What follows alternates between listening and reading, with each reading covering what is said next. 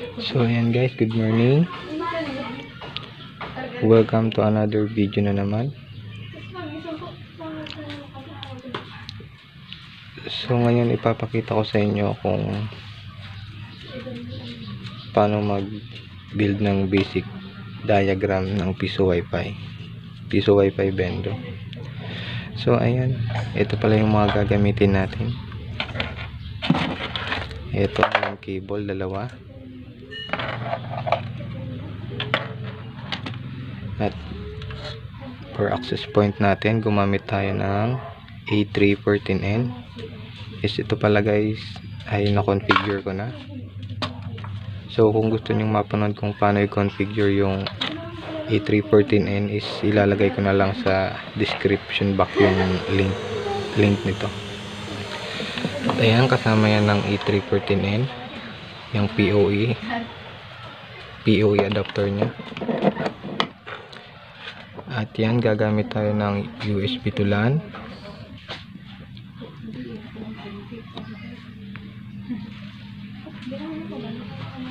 At ito yung Orange Pi 1. At yan,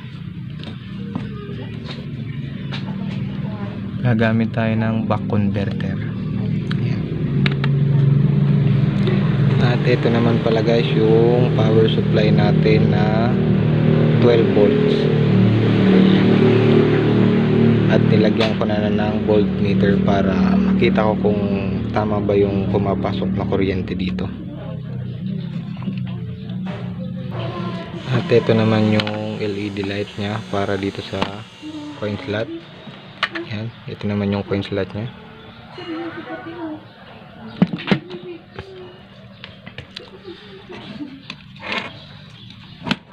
So ayan, para ganahan naman ako sa mga video gagawin nyo guys, baka naman pwede nyo pa-like and subscribe naman ng aking video at pa-all na din ng notification bell para updated kayo sa aking mga video.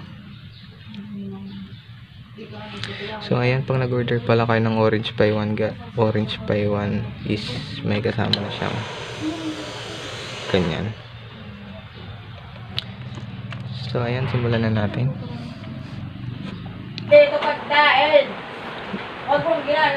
So ayan guys, ikakabit na natin sa likod.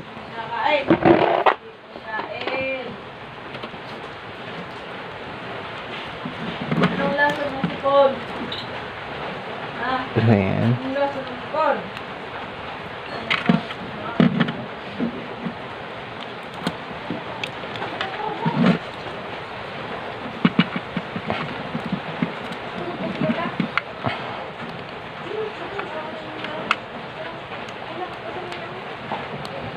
So ayan, nakabit na natin. At ito naman pala guys, may isang wire tayo. Itong wire na to is ilalagay natin siya dito sa ilalim ng coin slot. Yan, yan. Ilalagay natin siya dito sa ilalim. Yan. Sana nakikita nyo. So ilalagay na natin siya. Ilalagay ko muna to.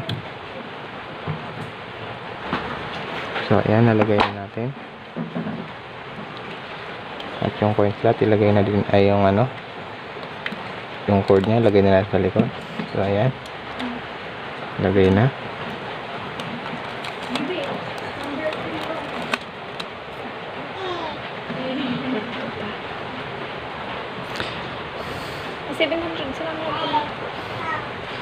So ayan guys, kung makikita nyo, may apat na wire yan.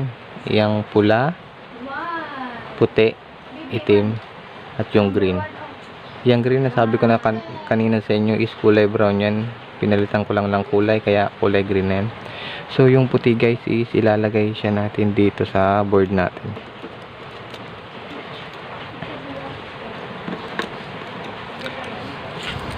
Kung makikita nyo guys, dito natin siya ilalagay dito sa pin 3. Hindi masyado makita. So ayan.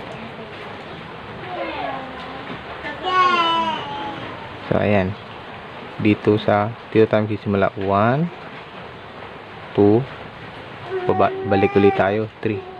So ganun yung pagbilang natin guys. Ulit natin 1 2 3. Dyan sa pin 3 natin siya ilalagay yung puting wire na galing dito sa coin slot natin. So ayan, ilagay na natin.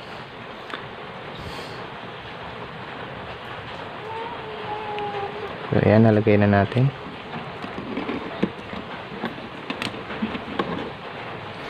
At yung red wire naman guys is ilalagay naman natin siya dito sa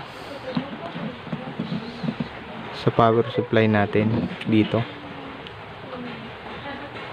natin siya ilalagay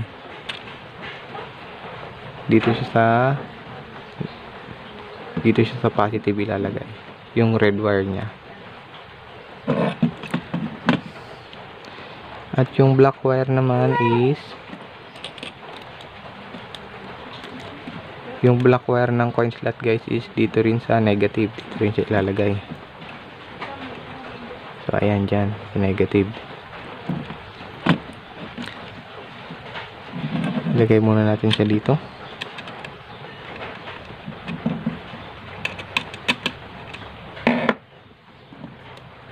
Yung red.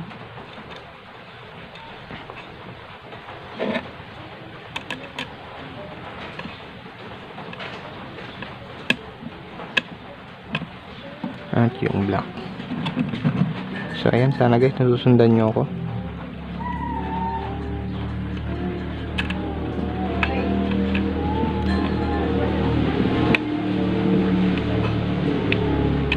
So ayan.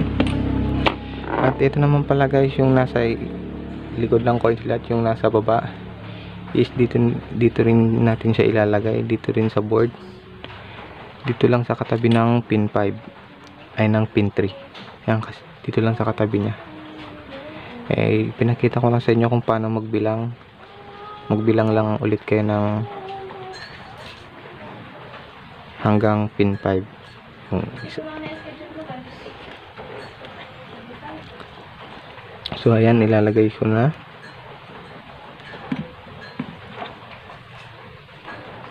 Ayan, ito siya guys, yung sa ilalim ng coin slot nya. Ayan, ito naman yung nagko-control para pag naghulog yung client is kahit hindi niya pa napipindot yung insert coins. Kasi guys, pag naghulog yung client, pag mga baguhan pa lang, kung wala to, pag hinulog na kahit hindi pa naka-insert coins is kumakain to ng barya. Ayan, kumakain siya ng barya. Ito kasi yung nagko-control ng paghulog ng client natin. So ayan, tapos na tayo sa coin slot. So dito naman tayo sa back converter natin. So ayan guys, kung makikita nyo, dito sa back converter natin is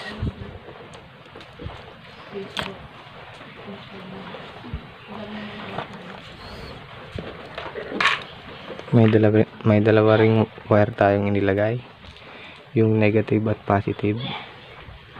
So itong back converter pala guys natin, yung may wire na yan is ito yung 12 volts at ito naman yung 5 volts. Yung 5 volts guys is para ma-power on yung yan, ito yung board natin, kasi 5 volts lang yan eh. At ito namang 12 volts is papunta dito sa power supply natin. Ilalagay din natin ulit dito sa negative and positive. So ayan, sana nakuha nyo. So ayan, ilalagay na natin yung power adapter ng board natin.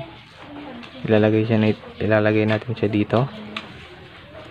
Ilagay na natin. At ito, pupunta siya dito sa board natin para ma-power on yung board yan. So kung ulitin ko, ito yung 12 volts, yung may wire, ito yung 5 volts, papunta dito sa board natin na orange pi. So ayan, ilalagay na natin yung wire dito sa negative and positive ulit. So ayan, ilagay na natin.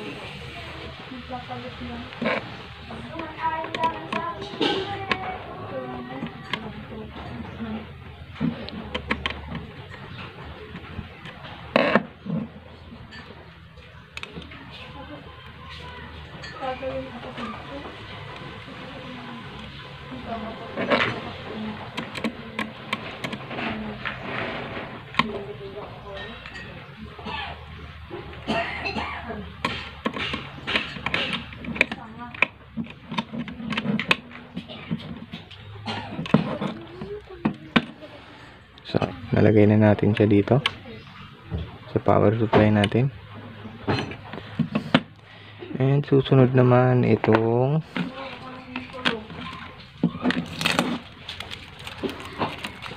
LED light natin para sa coin slot. So, ayan, ganun din ulit guys. May dalawang wire yan, negative and positive.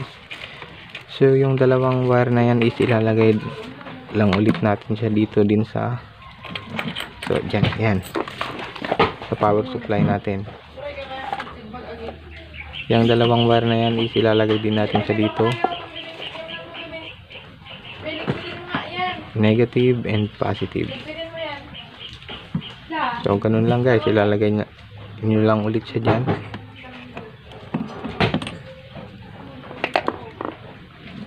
So, ayan, ilagay na natin.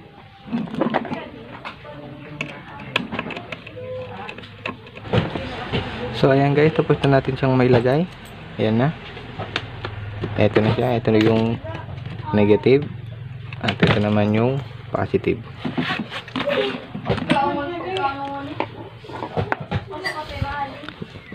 So, ayan guys. Dito pala sa likod ng coin slot natin, yung makikita, kung makikita nyo yung green is hindi pa natin siya nailalagay. Ito pala guys is lalagyan natin siya ng, nasa sa inyo din kung gusto nyong lagyan na para extra light. So ako lalagyan ko para in case na gusto nyo or hindi, nasa sa inyo na. So ipapakita ko sa inyo. Kukuha tayo ng isang yan, ilaw na yan, for tutorial purposes lang. Itong green na to guys is ilalagay siya natin dito sa negative. So ayan, dugtungin natin, ilalagay natin siya dito.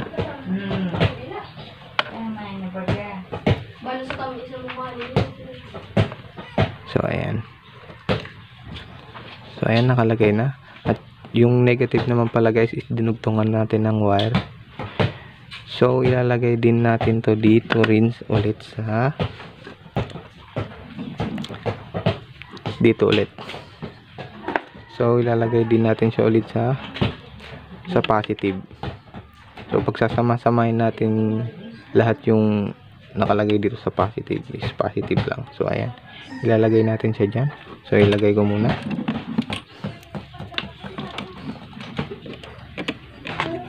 So ayan, nalagay na natin siya dito. At kung makikita nyo pala guys, itong ano tawag dito is voltmeter natin. May dalawang wire din naman yan, is naisabay ko na pala dito. Ilagay nyo lang din sa dito sa positive and negative para ma-power on din yung voltmeter natin, para makita natin kung tama ba yung pumapasok na power supply dito sa dito. So ayan, tapos na tayo. So ayan, dito naman tayo sa USB LAN natin. Yung USB LAN nga pala natin guys is dito siya nakasaksak sa board natin. So ilalagay na natin siya.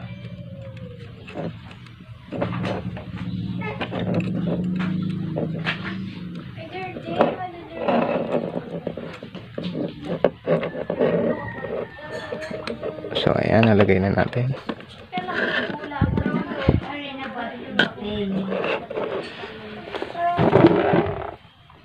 Ayan, so ayan, dito naman tayo sa access point natin. So ayan, kung makikita nyo yung ano nya, POE is nalagay ko na yung power cord niya. So ayan na.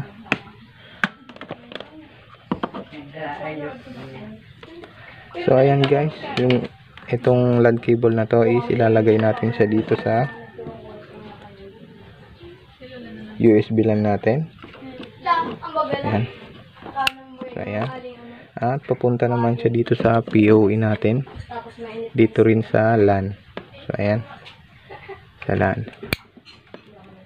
At yung isa namang, so ayan. Yan na siya guys. Yung dalawang yan.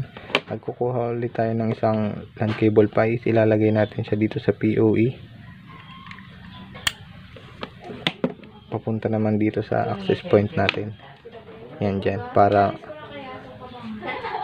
ito yung nagbo-broadcast ng ng wifi para mabigyan yung mga client natin. So ilalagay natin siya dito sa LAN. So ayan, ilalagay na natin. So ayan. Ayan na siya guys.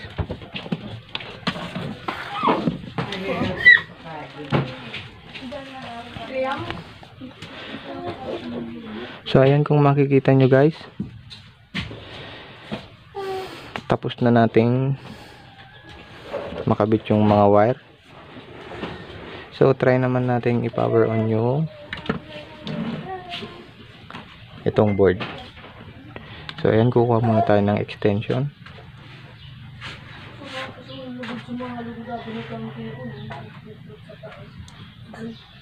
So ayan guys, nakakuha na tayo ng extension.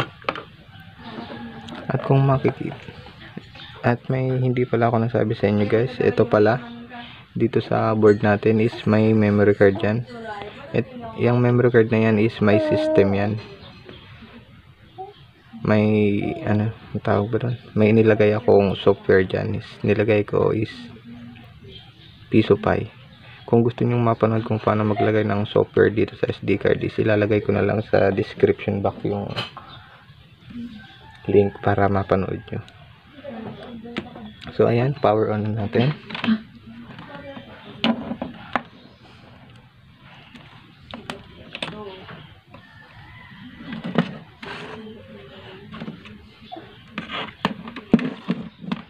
So ayan, saksak na natin.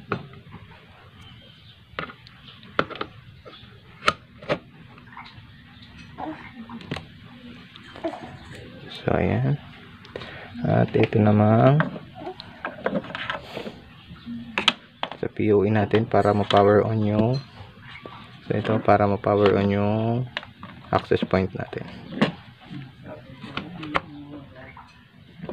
So ayan, gumagana na. At ito pala guys, sinasabi ko sa inyo, yung voltmeter natin is para makita natin kung tama ba yung pumapasok na power supply dito sa dito. So ayan, 12.2 kasi 12 volts lang to eh. So ayan, try naman natin magpulog ng barya. So ayan guys, kumuha na tayo ng cellphone. So ito pala guys, kung makikita nyo yung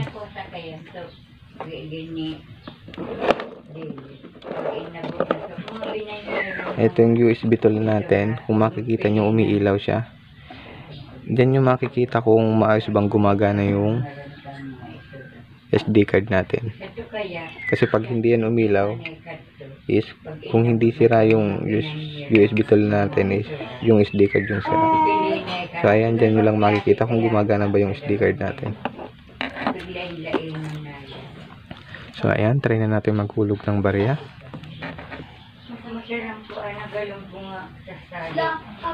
So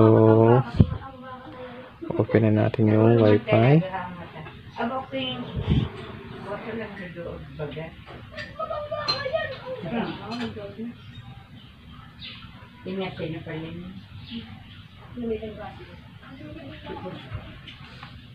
So ayan, ang pangalan pala ng access point natin is RG Piso Wi-Fi. Click lang natin yan.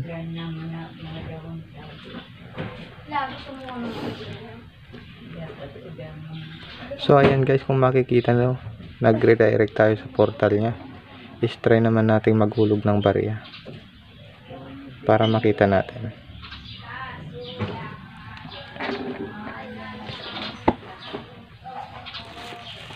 Gawin lang muna natin.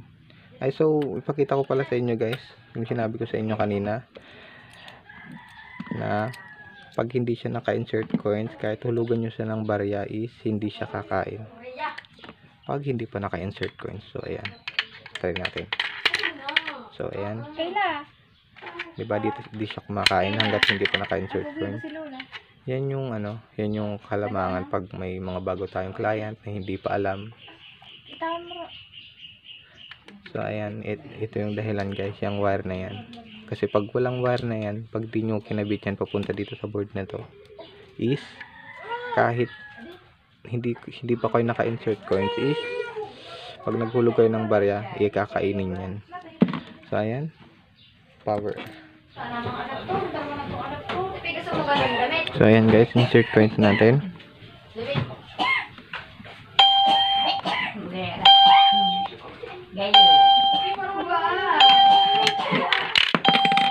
So ayan, at go to online lang natin. Yun, success. At kung makikita nyo kanina guys is kada hulog natin is umiilaw to. Ayan yung nilagay natin na para pag naghulog si client is makikita niya na tinanggap na yung barya.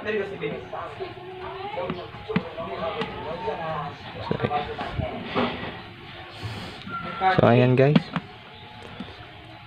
hanggang dito na lang yung video natin. Sana nagustuhan nyo ang aking video at sana nakuha nyo yung yung basic diagram sa pag-assemble ng piso wifi.